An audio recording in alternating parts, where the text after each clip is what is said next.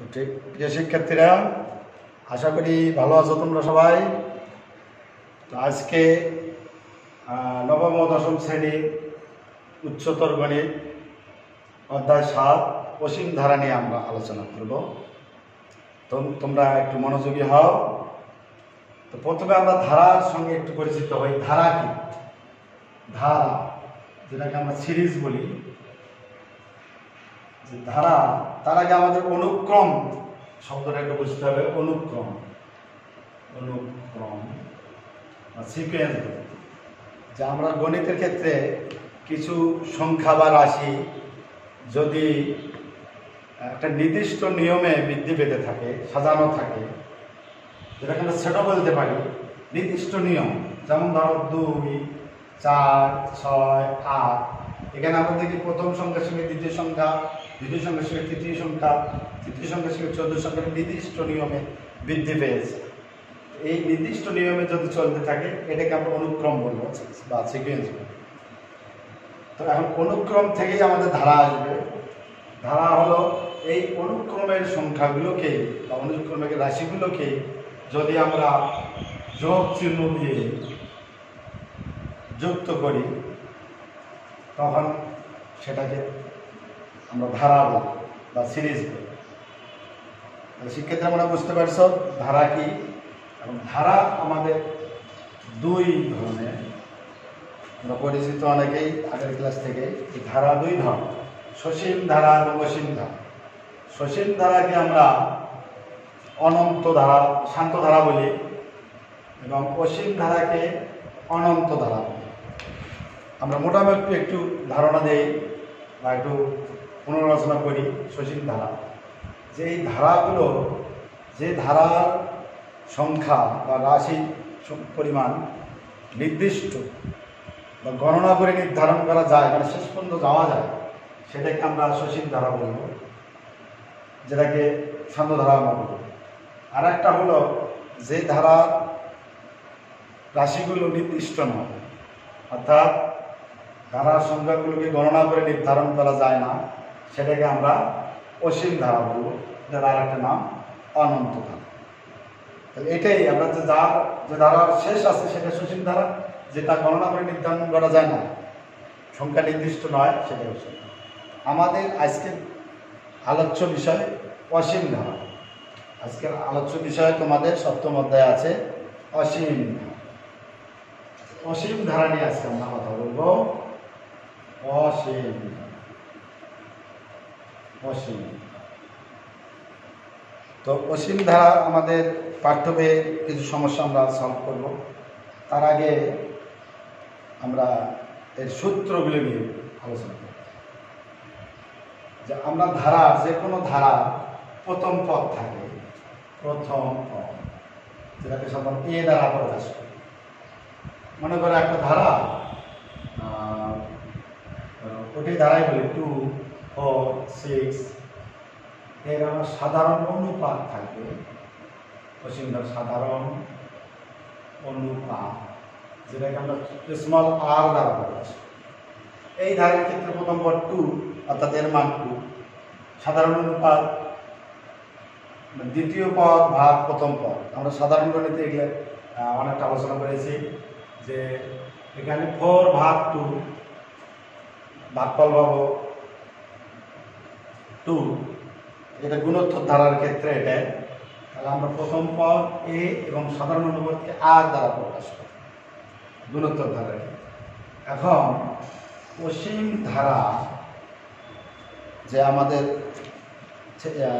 কিছু সমস্যা আছে আমরা করব। যে অসীম ত্বক সমষ্টি, ধারার অসীম ত্বক সমষ্টি আমরা এস কে সামেশন বলি, সামেশন বা যোগফল বা সমষ্টি। এস ইনফিনিটি দ্বারা অসীম ত্বক সমষ্টি বলি, অসীম ত্বক সমষ্টি। বাংলাটা হলো অসীম ত্বক সমষ্টি, এস ইনফিনিটি। এটাকে আমরা এস ইনফিনিটি দ্বারা প্রকাশ করি।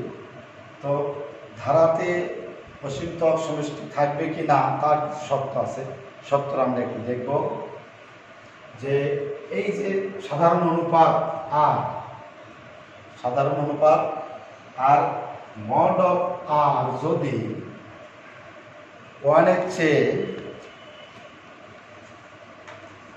ছোট হয়, মড অফ আর ওয়ানের চেয়ে ছোট হয়। এটাকে আমরা বিশ্লেষণ করে বলতে পারি যে আর মাইনাস ওয়ানের চেয়ে বড়, আবার ওয়ানের চেয়ে আর ছোট।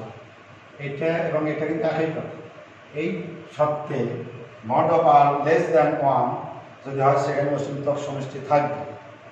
আর যদি অপোজিট হয়, আমরা বুঝতে পারছি অপোজিট, অর্থাৎ mod of r greater than one, সেই ক্ষেত্রে অসীমতক সমষ্টি থাকবে না। আমরা সেটা আগে দেখবো যে অসীমতক সমষ্টি থাকা সত্ত্বেও কি mod of r less than one, অর্থাৎ আর এর পরম মান ওয়ানের চেয়ে ছোট হতে হবে। এখন যে সূত্রটা কি অসীমতক সমষ্টির সূত্র, আমাদের পাঠ্য বইয়ে আছে, একটু দেখে নিও। অসীমতক সমষ্টির সূত্র এ ভাগ ওয়ান মাইনাস, খুব সহজ একটা সূত্র। এ আমরা জানি এই প্রথম পদ, ওয়ান তো সংখ্যা, আর হচ্ছে সাধারণ অনুপাত। আমরা অসীমতক সমষ্টি এই সূত্রে ধারার প্রথম পদ বের করবো, সাধারণ অনুপাত বের করবো, এই সূত্রে ফেলে দেবো, অসীমতক সমষ্টি বের হয়ে যাবে। তো এখন আমরা একটা ধারা একটু তোমাদের পাঠ্য বই থেকে একটা সমস্যা সমাধান করি।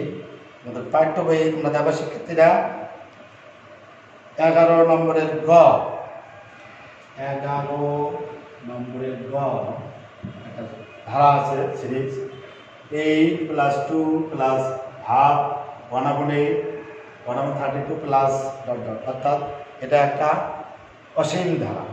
শিক্ষার্থীরা চিনতে পারতেছ, এটা একটা অসীম ধারা।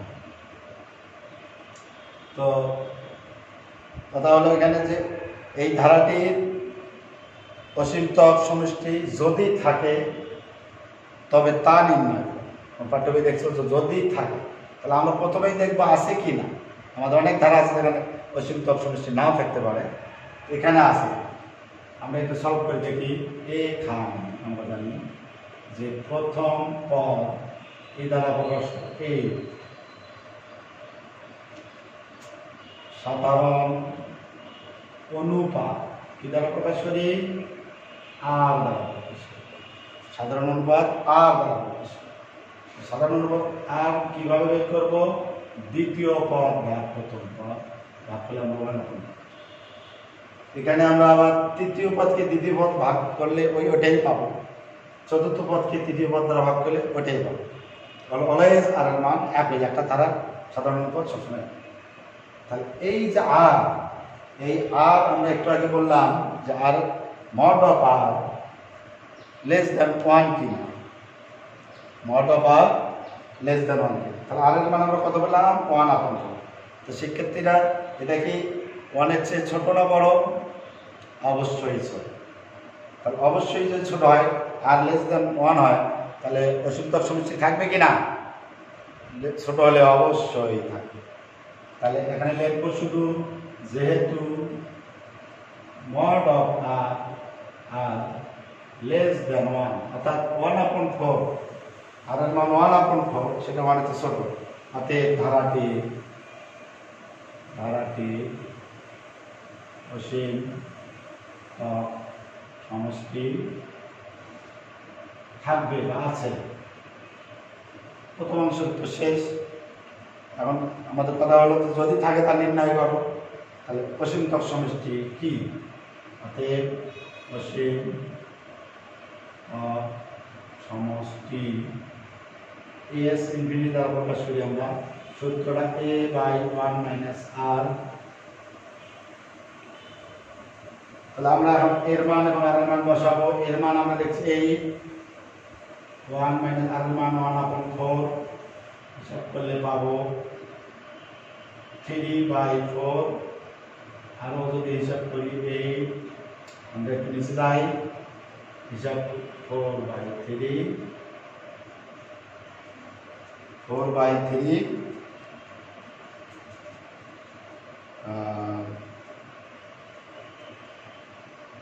সেক্ষেত্রে কত আছে, 32/3।